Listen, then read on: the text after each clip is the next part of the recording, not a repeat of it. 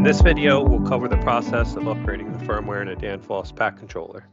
So in our example here, I've made a connection to a Danfoss AK-PC 782B. So I have my USB cable going from the USB port on my computer into the USB port on the front of the pack controller. And the same that we would do if we were just doing a standard connection in to use our service tool software. So the first step in the upgrade process would be to just go ahead and make that initial connection through our normal service tool software. As it's connecting, we can see at the bottom again what part number and what firmware version are currently existing in the pack controller that we're connecting into. And what we want to do here, and we'll log in again with our default code of 123.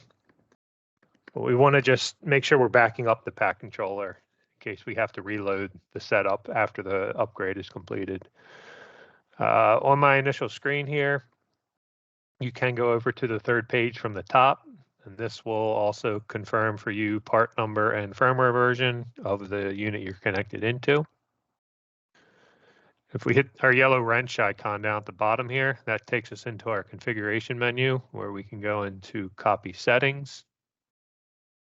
The blue square here would allow us to get to a screen where we can choose backup, which would pull the setup of the pack controller, the configuration of the pack controller back into our PC. This file format is a BCK file. You can see at the bottom here. We'll go ahead and save that. See, I now have a BCK file on my desktop here in case I do need to reload that. So at this point, we'll close our service tool software out, and we have the configuration tool that was also installed when you initially installed service tool on your computer.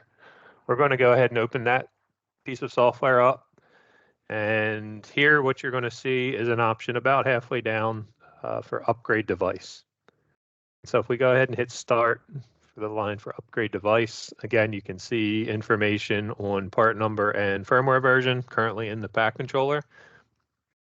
Here we can choose a file, and this file is not something that's available online currently, so you would need to reach out from someone on the Danfoss side to get the proper files here for an upgrade.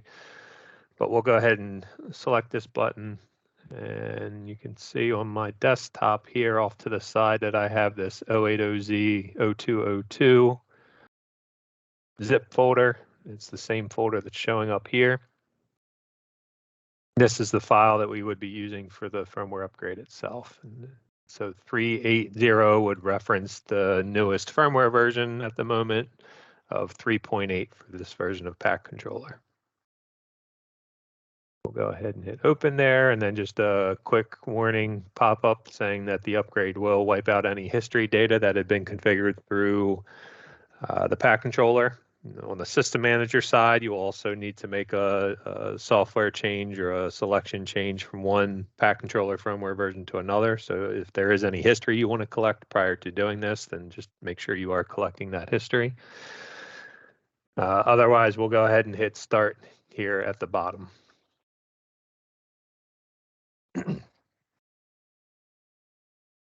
You'll get a progress bar. This process can take a few minutes. And as this is downloading, I'll just describe it at the tail end of the upgrade. What will happen at the pack controller itself is there's a reboot that occurs, and it can take up to about a minute. You have LED screen or LED lights rather that are on the front of the pack controller cover. You'll see the COM LED light up red for about that 1 minute period. Once that's gone away, that's usually when you'll know that you can go ahead back into the pack controller and make your connection again. I did not select it. There is an option to restore settings if you wanted to, and most times this is something you would use. But this would allow you to take the configuration, the set points that were in the pack controller prior to the upgrade, and have this upgrade process carry that over. That can add a little bit of time to the upgrade process, but that's what that checkbox would allow, would be for the settings that were in the pack controller prior to the upgrade to be automatically restored as part of this upgrade process after the firmware is at the newer version. Once the upgrade's complete, you'll see a status stating that it's finished. Go ahead and close that out, and you're brought back to your normal configuration screen. So if we wanted to just get back into the software again, we could either close this out completely and go into Service Tool, or as you just saw there, if I just X out of that initial pop-up window, we're back into more of our traditional Service Tool screen. I've tried to make this connection too quickly. So again, there is about a 1 minute wait period where the pack controller is rebooting to process that upgrade.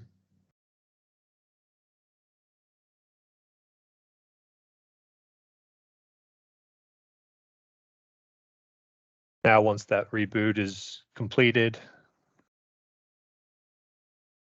connect, and now you can see at the bottom here, I am at my newer firmware version of 3-8 or 3.8.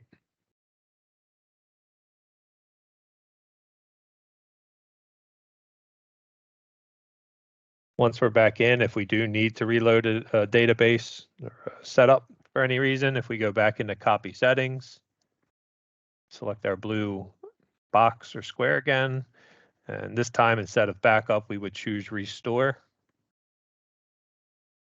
where we can choose that BCK file we had previously saved and use that to reload. This is the process for upgrading our Danfoss pack controllers.